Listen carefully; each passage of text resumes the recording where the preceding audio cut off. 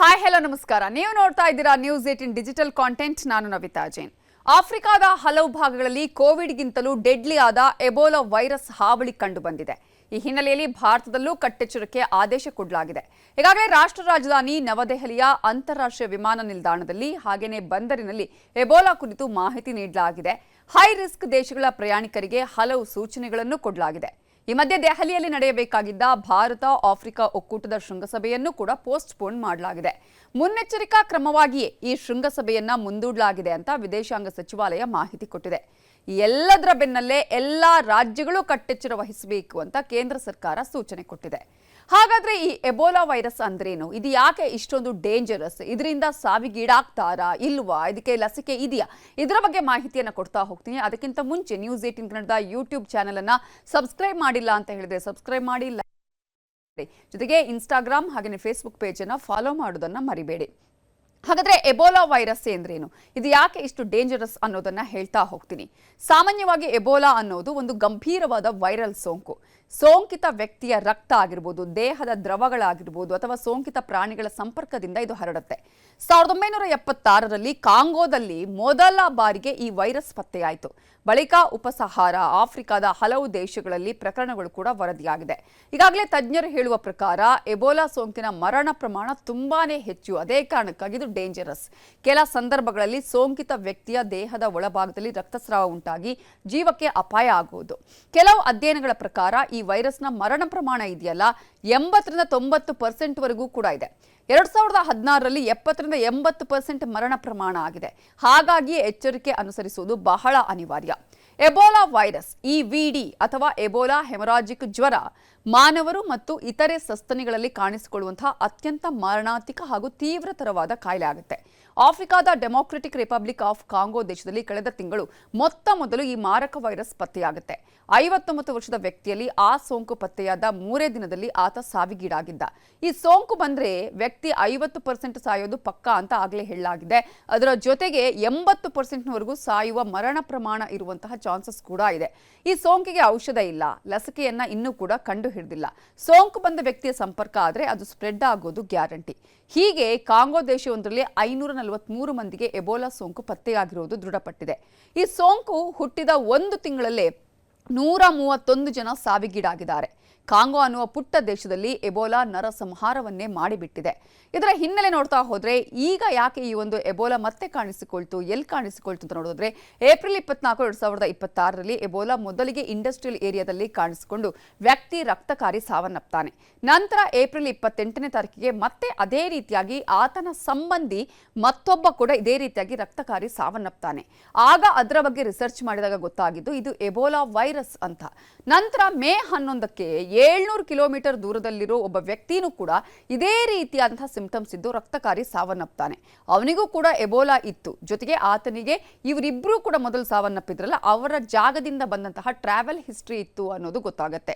ಅದಕ್ಕೆ ಹೇಳೋದು ಇದು ಅತಿ ಡೇಂಜರಸ್ ಅಂತ.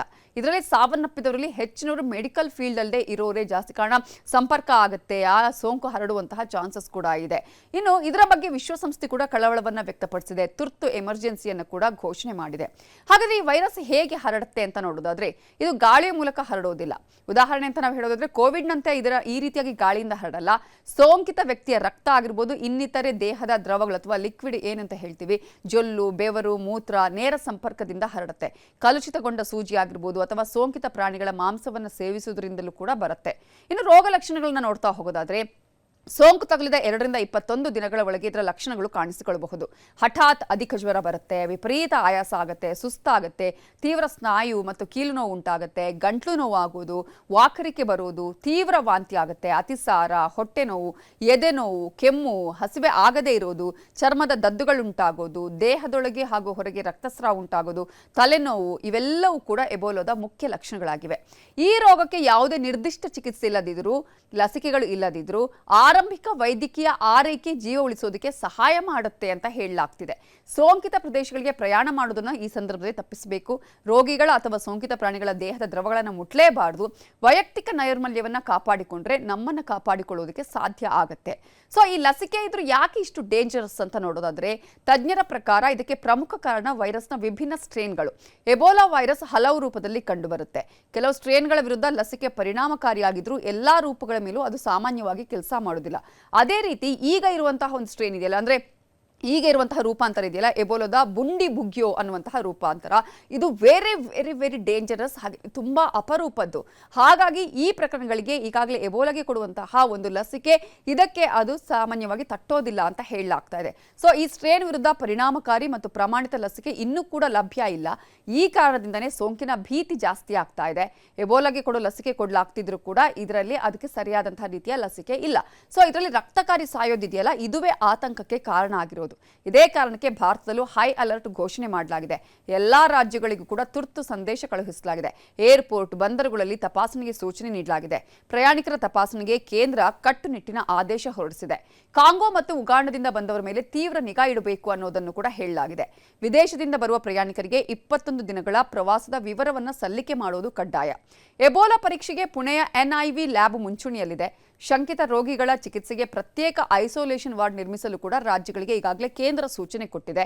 ಎಬೋಲಾ ಪೀಡಿತ ಪ್ರದೇಶದಿಂದ ಬಂದು ಯಾವುದೇ ಲಕ್ಷಣ ಇಲ್ಲದಿದ್ದರೂ ಕೂಡ ಸೋಂಕಿತರ ಸಂಪರ್ಕ ಹೊಂದಿದ ಪ್ರಯಾಣಿಕರನ್ನ 21 ದಿನಗಳ ಕಾಲ ಪ್ರತ್ಯೇಕವಾಗಿ ಕ್ವಾರಂಟೈನ್ಗೂ ಕೂಡ ಸೂಚನೆ ನೀಡಲಾಗಿದೆ. ಸೊ ಎಬೋಲಾ ನಿಯಂತ್ರಣಕ್ಕೆ ಏರ್ಪೋರ್ಟ್ಗಳಿಗೆ ಮಾರ್ಗಸೂಚಿ ಕೂಡ ಪ್ರಕಟ ಆಗಿದೆ. ಅದರ ಪ್ರಕಾರ 3 ಲೇಯರ್ ಮಾಸ್ಕ್ ಕಡ್ಡಾಯ, ಹ್ಯಾಂಡ್ ಗ್ಲೌಸ್ ಹಾಕಬೇಕು, ಸ್ಯಾನಿಟೈಸರ್ ಅನ್ನು ಇಟ್ಕೊಳ್ಬೇಕು. ಎಬೋಲಾ ಶಂಕಿತ ಕೇಸ್ ಪತ್ತೆ ಆದರೆ ಕೂಡಲೇ ರಿಪೋರ್ಟ್ ಮಾಡಬೇಕು. ಪ್ರಯಾಣಿಕರ ಟ್ರಾವೆಲ್ ಹಿಸ್ಟ್ರಿ ದಾಖಲು ಮಾಡಿಕೊಳ್ಬೇಕು. ಸೆಲ್ಫ್ ಡಿಕ್ಲರೇಷನ್ ಫಾರ್ಮ್ ಬರೆದು ಕೊಡಬೇಕು. ಎಬೋಲಾ ಬಾಧಿತ ದೇಶಗಳಿಂದ ಬಂದರೆ ಡೀಟೇಲ್ಸ್ ಜೊತೆಗೆ ಸೆಲ್ಫ್ ಡಿಕ್ಲೇರ್ ಕೂಡ ಕಡ್ಡಾಯ ಅನ್ನೋದನ್ನ ಹೇಳಲಾಗಿದೆ. ಸೊ ಹೈ ರಿಸ್ಕ್ ದೇಶದಿಂದ ಬಂದ ಪ್ರಯಾಣಿಕರು ಏನ್ ಮಾಡಬೇಕು ಅಂತ ನೋಡೋದಾದ್ರೆ, ಹೈ ರಿಸ್ಕ್ ದೇಶದಿಂದ ಬಂದು 21 ದಿನಗಳಲ್ಲಿ ರೋಗ ಲಕ್ಷಣ ಕಾಣಿಸಿಕೊಂಡ್ರೆ ಇಮಿಡಿಯೇಟ್ ಆಗಿ ಇನ್ಫಾರ್ಮ್ ಮಾಡಬೇಕು. ಯಾವುದೇ ರೋಗ ಲಕ್ಷಣ ಕಾಣಿಸಿಕೊಂಡ್ರೂ ಆರೋಗ್ಯ ಇಲಾಖೆ ಅಧಿಕಾರಿಗಳು ಅಥವಾ ವೈದ್ಯರಿಗೆ ತಿಳಿಸಬೇಕು. ಪ್ರಯಾಣದ ಹಿನ್ನೆಲೆ ಕಡ್ಡಾಯವಾಗಿ ಆರೋಗ್ಯ ಇಲಾಖೆ ಅಧಿಕಾರಿಗಳಿಗೆ ಕೊಡಬೇಕು. ವಿಮಾನ ನಿಲ್ದಾಣ ತಪಾಸಣೆ ನಂತರ ರೋಗ ಲಕ್ಷಣ ಕಾಣಿಸಿಕೊಂಡ್ರೆ ಟೆಸ್ಟ್ ಅನ್ನ ಕಡ್ಡಾಯವಾಗಿ ಮಾಡಿಸಬೇಕು. ಸೊ ಈ ರೀತಿಯಾದಂತಹ ಒಂದಷ್ಟು ಹೈ ರಿಸ್ಕ್ ದೇಶದಿಂದ ಬಂದವಂತವರು ಗಮನದಲ್ಲಿ ಇಟ್ಕೊಳ್ಬೇಕು. ಬಟ್ ಇಲ್ಲಿವರೆಗೂ ಕೂಡ ಭಾರತದಲ್ಲಿ ಯಾವುದೇ ಎಬೋಲಾ ವೈರಸ್ ಕಾಣಿಸಿಕೊಂಡಿಲ್ಲ. ಆದರೆ ವಿಶ್ವ ಆರೋಗ್ಯ ಸಂಸ್ಥೆ ಪಬ್ಲಿಕ್ ಹೆಲ್ತ್ ಎಮರ್ಜೆನ್ಸಿಯನ್ನು ಘೋಷಣೆ ಮಾಡಿದೆ. ಅದರಂತೆ ಕೇಂದ್ರ ಸರ್ಕಾರ ಕೆಲವು ಕಠಿಣ ನಿಯಮಗಳನ್ನು ಜಾರಿಗೆ ತಂದಿದೆ. ಏರ್ಪೋರ್ಟ್ ಮತ್ತು ಬಂದರುಗಳಲ್ಲಿ ತೀವ್ರ ತಪಾಸಣೆ, ಸ್ಕ್ರೀನಿಂಗ್ ನಡೆಸೋದಕ್ಕೂ ಕೂಡ ಆದೇಶ ಮಾಡಲಾಗಿದೆ. ಯಾರಿಗೂ ಕೂಡ ಈ ಭಾರತದಲ್ಲಿ ಇಂತಹ ಎಬೋಲಾ ವೈರಸ್ ಸೋಂಕು ತಟ್ಟದೆ ಇರಲಿ ಅನ್ನುವ ಆಶಯದೊಂದಿಗೆ ಈ ಹೊತ್ತಿನ ನ್ಯೂಸ್ 18 ಡಿಜಿಟಲ್ ಕಾಂಟೆಂಟ್ ಅನ್ನು ಮುಗಿಸ್ತಾ ಇದ್ದೀನಿ. Thank you.